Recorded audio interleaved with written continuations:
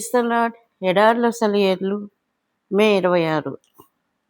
బావి ఊబుకుము దాని కీర్తించుడి. సంఖ్యాకాండం 21:17.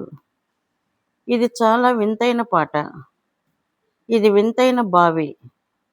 ఇశ్రాయేలీయులు ఎడారి దారుల్లో నడిచి వస్తున్నారు. కనుచూపు మేరలో నీళ్లు లేవు.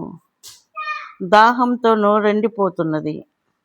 అప్పుడు దేవుడు మోషేతో ఇలా చెప్పాడు, ప్రజలను సమకూర్చు, నేను వాళ్ళకి నీళ్ళిస్తాను. ఇసుక తిన్నెల మీద చుట్టూ నిలబడ్డారు జనమంతా. తమ కర్రలతో మలమల మాడిపోతున్న ఇసుకలో లోతుగా తవ్వారు. తవ్వుతూ పాట పాడారు.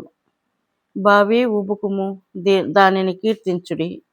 చూస్తుండగానే బుడబుడమని శబ్దంతో నీళ్లు పైకి ఉబికి ఆ గుంటని నింపి పొర్లి పాడినాయి. వాళ్ళు ఎడారిలో నేలను త్రవ్వారు. అలా త్రవ్వుతూ భూగర్భంలో పరుగులెడుతున్న ప్రవాహం వరకు వెళ్ళారు.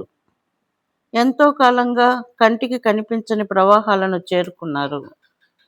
ఇది ఎంత మనోహరమైన దృశ్యం!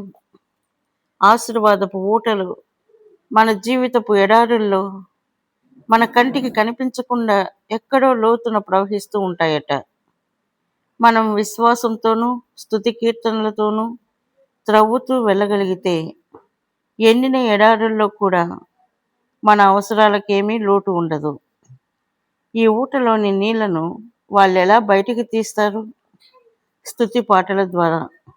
తమ విశ్వాస గీతాలు ఆ ఇసుకపై పాడారు. వాగ్దానాలనే దుడ్డు కర్రలతో ఆ బావిని త్రవ్వారు. మన స్తుతికి ఎడారుల్లోని ఊటల్ని తెరిచే శక్తి ఉంది.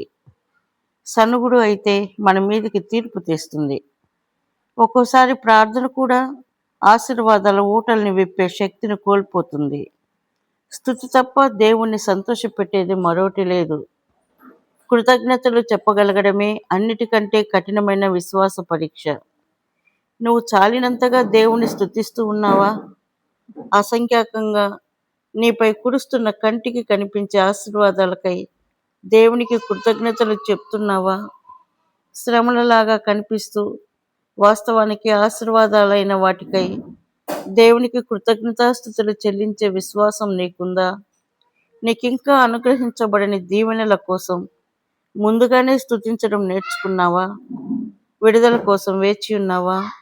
నా హృదయమా, ఎంతో కాలంగా నీ విడుదల నీ స్తుతి పాటల్లోనే వేచి ఉంది తెలుసా నీకు?